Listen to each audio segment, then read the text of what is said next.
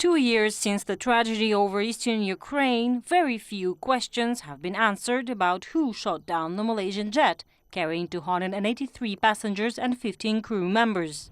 Earlier this month, Dutch investigators probing the case visited Moscow to request additional evidence, but their meetings in Russia took place behind closed doors.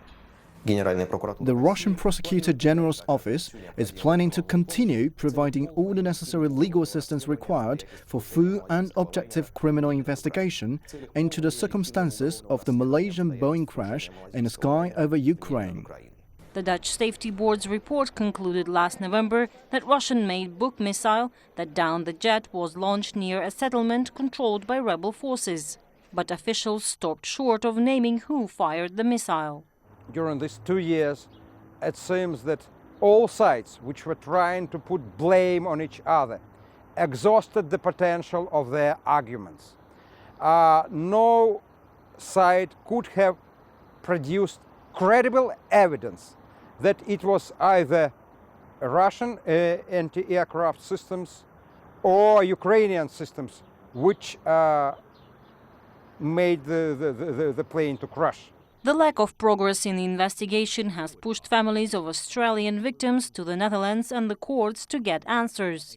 Some are suing Malaysian Airlines for having chosen a dangerous route through Ukraine's airspace. Others have brought claims against Russia to the European Court of Human Rights, saying they believe Russians were behind the attack. But Moscow has denied the allegations. In October 2015, the Russian Almaz-Antey defense company conducted its own experiments that indicated a different, older type of Buk missile was fired from a Ukraine-controlled area, contesting the Dutch investigation's version. Independent investigative groups like Bellingcat and Stratfor have also undertaken their own research, but Moscow dismissed them, saying their data has not been verified. We see reports like Stratford trying to make the story bubble up, coming up with their fast-boiling sensations, but the credibility of those sensations are highly questionable.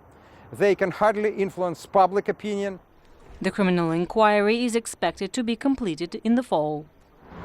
Dutch investigators say when they finish their probe, their findings would go on a file that could be used in criminal court proceedings, which could take months. That means that it could be a long time before we know more about who downed the Malaysian jet.